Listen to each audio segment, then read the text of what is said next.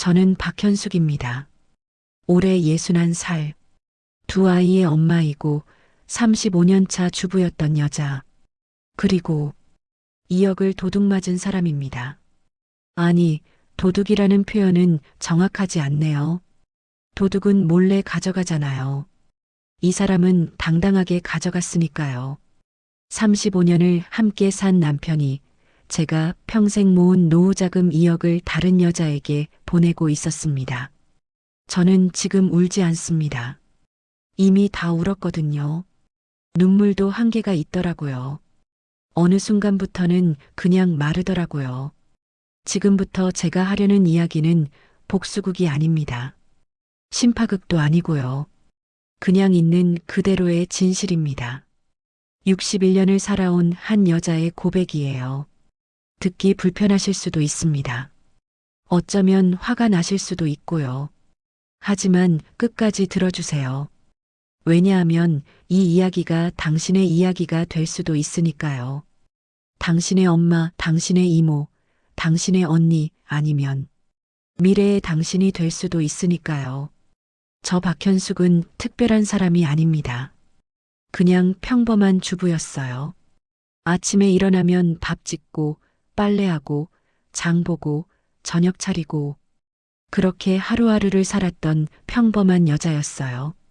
그런 제가 왜 지금 여기 서서 이런 이야기를 하고 있을까요? 통장에서 2억이 사라졌기 때문입니다. 저 박현숙은 남편의 불륜을 처음부터 몰랐던 게 아닙니다. 정확히 말하면 알고 싶지 않았던 거죠. 3년 전부터였어요. 남편 김태수가 달라지기 시작한 게 늦게 들어오는 날이 많아졌고 말수가 줄어들었고 핸드폰을 항상 엎어두더라고요. 어느 날은 집에 들어오자마자 샤워부터 하는 거예요. 예전에는 밥부터 먹었는데 말이죠. 저는 알았어요. 여자감이라고 해야 하나요? 35년을 같이 산 사람이 변하면 느껴져요. 향수 냄새가 다르고 눈빛이 다르고 말투가 다릅니다. 하지만 저는 모른 척 했어요. 왜냐고요? 61살 저에게는 이혼이라는 단어는 너무 무거웠으니까요. 두 아이를 다 키웠고 시댁 제사도 다 모셨고 35년이라는 세월을 쏟아부은 이 결혼을 지금 마서 포기한다는 게 너무 아까웠어요. 친구들은 말합니다. 요즘은 황혼 이혼도 많잖아. 네, 많죠. 숫자로는 많아요. 하지만 그 과정을 겪는 건 여전히 나 혼자거든요. 통계는 차갑지만 그 안의 사람은 뜨겁게 아파요. 그래서 저는 불륜을 모른 척하기로 했습니다. 각자의 삶을 살면서 겉으로만 부부로 지내면 그걸로 충분하다고 생각했어요. 불륜은 참을 수 있다고 스스로에게 말했습니다. 사랑이 식었으면 식은 거지 뭐. 이 나이에 사랑이 뭐가 중요해. 그런데 돈은 모른 척할 수가 없었습니다. 왜냐하면 돈은 제 노후니까요. 제 생존이니까요. 저는 원래 돈에 꼼꼼한 사람입니다. 35년간 가계부를 하루도 빼먹지 않았어요. 남편 월급이 들어오면 바로 쪼개서 넣었습니다. 생활비, 애들 교육비, 노후 적금, 비상금. 이렇게요. 그런 제가 통장을 보면서 두 번을 다시 확인했어요. 분명히 있던 적금 1천만 원이 사라져 있었거든요. 해지 문자가 온 것도 아니었어요. 그냥 없었어요. 사람이 사라지듯 조용히. 저는 바로 묻지 않았습니다. 괜히 제가 예민한 사람처럼 보일까봐. 나이 들수록 여자는 그게 더 싫어지거든요. 당신, 이 돈 어디 갔어? 이 말 한마디가 왜 그렇게 무겁게 느껴지는지 아세요? 그 말을 하는 순간 저는 남편을 의심하는 아내가 되니까요. 35년을 같이 산 그 신뢰가 한 문장으로 무너지는 거예요. 그래서 저는 참았습니다. 일주일쯤 지나면 뭔가 설명이 있겠지 하고요. 하지만 설명은 없었어요. 그리고 그 다음 달에는 퇴직금 통장에서 3천만 원이 이체됐더라고요. 그 다음 달에는 또 다른 적금이 해지됐어요. 저는 그제야 알았습니다. 아, 이게 한두 번이 아니구나. 이게 계속되고 있구나. 그때부터 카드 내역도 확인하기 시작했어요. 병원, 마사지, 숙박. 제가 가본 적 없는 곳들이 자꾸 찍혀 있었습니다. 특히 산부인과 비용이 나갈 때는 정말 어이가 없었어요. 저는 이미 아이를 낳을 나이도 지났고 그런 검진을 받을 일도 없는데 왜 우리 카드로 산부인과 비용이 나가는 거예요? 그때 확신했습니다. 아, 이건 진짜구나. 남편이 다른 여자를 위해 우리 돈을 쓰고 있구나. 하지만 저는 그래도 속으로만 말했어요. 나이 들면 아플 수도 있지. 회사 사람들 만날 수도 있지. 이렇게 저 스스로를 설득했습니다. 왜냐하면 불륜을 의심하는 순간 제 인생이 무너질 것 같았으니까요. 저는 진실보다 평화가 필요했던 거예요. 가짜 평화라도요. 어느 날 우연히 남편의 핸드폰을 보게 됐어요. 비밀번호를 풀었는데 열려 있더라고요. 메신저 창이. 거기에 그 여자의 이름이 있었습니다. 윤미선. 저는 처음에 이름만 봤어요. 내용은 안 봤습니다. 무서워서요. 더 알고 싶지 않았어요. 하지만 며칠 후에 다시 봤습니다. 참을 수가 없더라고요. 대화 내용을 읽었어요. 하나하나 다 읽었습니다. 이번 달 병원비는 걱정하지 마. 내가 다 처리할게. 힘들지? 내가 옆에 있을게. 35년 동안 저한테 한 번도 하지 않았던 말들이었어요. 저는 그 순간 무너졌습니다. 아니, 정확히는 무너지는 게 아니라 텅 비는 느낌이었어요. 제 안에 있던 모든 게 한순간에 빠져나가는 것 같았어요. 그리고 더 충격적이었던 건 그 여자의 나이였어요. 저와 비슷했습니다. 50대 후반. 남편이 젊은 여자를 만났다면 오히려 이해가 됐을 거예요. 젊음에 대한 환상, 새로움에 대한 갈망. 그런 거라면 남자들이 다 그렇잖아요. 하지만 비슷한 나이의 여자를 만났다는 건 저와의 차이는 단 하나뿐이라는 뜻이었어요. 그 여자는 남편에게 선택받았고 저는 선택받지 못했다는 것. 나이도 비슷하고 상황도 비슷할 텐데 왜 남편은 그 여자를 선택했을까요? 저는 그게 더 아팠습니다. 그리고 나중에 알았어요. 그 여자, 윤미선도 이혼한 사람이더라고요. 자식도 있고요. 그러니까 우리 남편은 자기 가족의 노후 자금을 가져다가 다른 이혼녀의 생활비를 대주고 있었던 거예요. 제가 35년 동안 악착같이 모은 돈으로요. 참다 그날 밤 남편이 잠든 후 저는 모든 걸 확인했습니다. 노트북을 켜고 모든 계좌를 열어봤어요. 노후 적금 해지됐어요. 퇴직금 일부 이체됐어요. 보험 해지금 인출됐어요. 적금, 예금, 보험, 심지어 제 명의로 된 계좌까지 조금이 아니었어요. 2억이 넘었습니다. 제가 평생 악착같이 모은 돈이었어요. 아이들 학원비 아끼고 제 옷 사는 거 참고 외식 한 번 줄이고 그렇게 모은 돈이었습니다. 어떻게 모았는지 아세요?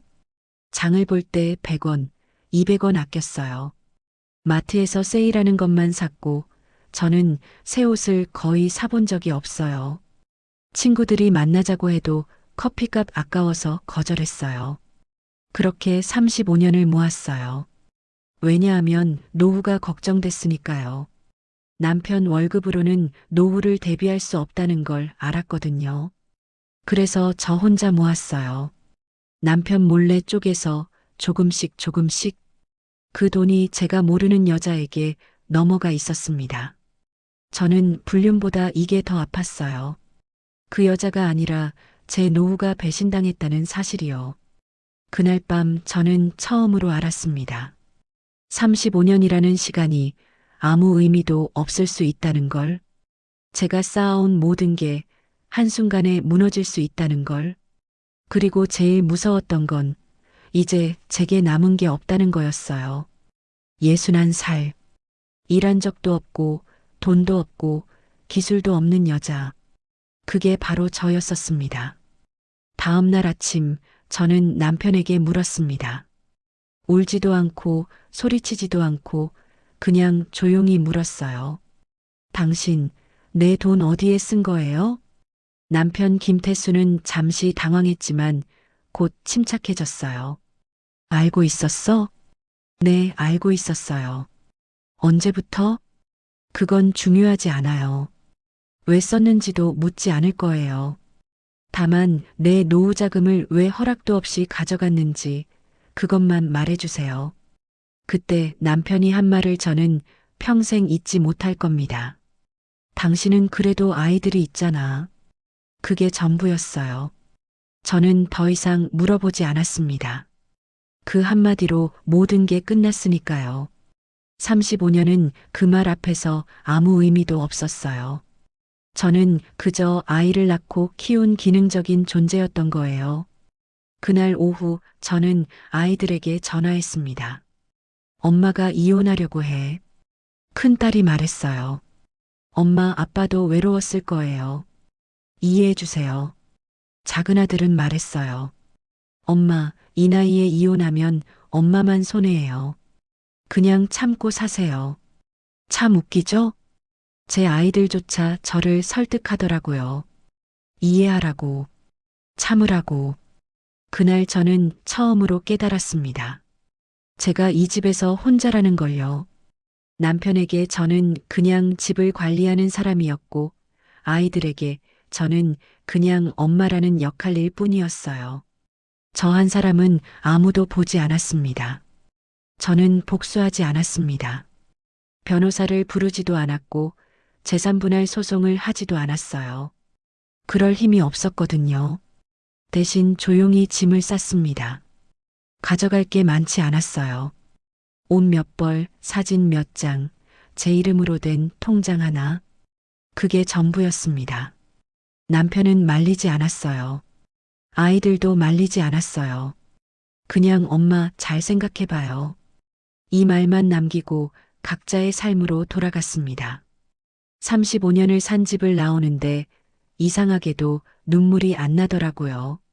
그냥 담담했어요. 저는 그렇게 작은 원룸으로 이사했습니다. 보증금 500만 원, 월세 40만 원짜리 방. 처음엔 모든 게 힘들었어요. 밥을 혼자 먹는 것도, TV를 혼자 보는 것도, 밤에 혼자 잠드는 것도요. 특히 밤이 무서웠어요. 35년 동안 누군가 옆에 있었는데 갑자기 혼자가 되니까 무섭더라고요. 하지만 시간이 지날수록 마음은 편해졌습니다. 왜냐하면 저는 이제 누군가의 아내도 아니고 누군가의 엄마도 아니고 누군가의 희생도 아니니까요. 그냥 저예요. 박현숙. 61살의 박현숙. 오롯이 저 자신으로 살 수 있게 됐어요. 저는 지금 편의점에서 아르바이트를 합니다. 시급 10,000원, 하루 4시간씩 일해요. 한 달에 100만 원 조금 안 되게 벌죠. 처음엔 부끄러웠어요. 61살의 편의점 알바라니. 주위 사람들이 뭐라고 할까봐 무서웠어요. 하지만 막상 해보니까 괜찮더라고요. 손님들은 제 나이를 신경 쓰지 않았고 사장님도 친절했어요. 무엇보다 제가 번 돈으로 제가 밥을 먹는다는 게 뿌듯했습니다. 35년 만에 처음으로 제 돈을 버는 거예요. 많지 않아요. 하루 10,000원 남기기도 빠듯해요. 하지만 이 돈은 온전히 제 거예요. 누구한테 뺏길 일도 없고 누구 눈치 볼 필요도 없어요. 요즘은 작은 행복들을 찾아가고 있어요. 편의점 일 끝나고 집에 가는 길에 빵 하나 사 먹는 것, 일요일에 도서관 가서 책 읽는 것, 한 달에 한 번 친구들 만나서 수다 떠는 것. 이런 작은 것들이 저를 행복하게 만들어요. 예전에는 이런 게 행복인 줄 몰랐어요. 남편 눈치, 아이들 눈치 보느라 제 행복을 생각해 본 적이 없었거든요. 이제는 알아요. 행복은 거창한 게 아니라는 걸. 그냥 내가 원하는 대로 살 수 있는 것. 그게 행복이라는 걸. 이 이야기를 여기까지 들은 당신에게 제가 묻고 싶습니다. 당신이라면 어떻게 하시겠어요? 참고 살겠어요? 아니면 혼자가 되겠어요? 정답은 없어요. 누군가는 참는 게 답이고 누군가는 떠나는 게 답이니까요. 다만 제가 하고 싶은 말은 이거예요. 당신의 돈은 당신의 노후입니다. 당신의 인생은 당신의 것입니다. 누구도 당신의 허락 없이 가져갈 수 없어요. 설령 그게 35년을 함께 산 남편이라 해도요. 혹시 지금 이 이야기를 들으면서 나도 비슷해라고 생각하는 분이 계신다면 제가 드리고 싶은 말이 있어요. 확인하세요. 당신의 통장을, 당신의 적금을, 당신의 돈을. 사랑은 시들 수 있어요. 하지만 돈은 당신의 생존이에요. 그리고 만약 이미 돈이 사라졌다면 망설이지 마세요. 늦었다고 생각하지 마세요. 예순이든 일흔이든 새로 시작할 수 있어요. 힘들어요. 외로워요. 하지만 당신은 그 정도로 약한 사람이 아니에요. 제가 여기 서 있는 것처럼 당신도 할 수 있어요. 저는 지금 행복하냐고 물으신다면 정확히 답할 수 없어요. 행복하지도 않고 불행하지도 않아요. 그냥 제 삶을 살고 있을 뿐이에요. 가끔은 35년이 아깝다는 생각이 들어요. 그 시간이 헛되지 않았다면 얼마나 좋을까 생각하기도 해요. 하지만 이제는 그 시간을 후회하지 않으려고 해요. 왜냐하면 그 시간도 제 인생의 일부니까요. 다만 이제부터의 시간은 다르게 살려고 해요. 누군가를 위해서가 아니라 저를 위해서요. 저는 복수하지 않았어요. 법적으로 싸우지도 않았어요. 그냥 조용히 제 길을 가기로 했어요. 지금 제 통장에는 많은 돈이 없어요. 하지만 제 마음에는 평화가 있어요. 그게 더 소중하더라고요. 이 이야기가 누군가에게는 경고가 되고, 누군가에게는 위로가 되고, 누군가에게는 용기가 되길 바랍니다. 그리고 마지막으로 이 말을 하고 싶어요. 당신의 인생은 당신의 것입니다. 누구도 당신의 허락 없이 가져갈 수 없어요. 기억하세요. 저는 박현숙입니다. 61살 평범한 여자. 그리고 새로 시작하는 여자. 여기까지 들어주셔서 고맙습니다.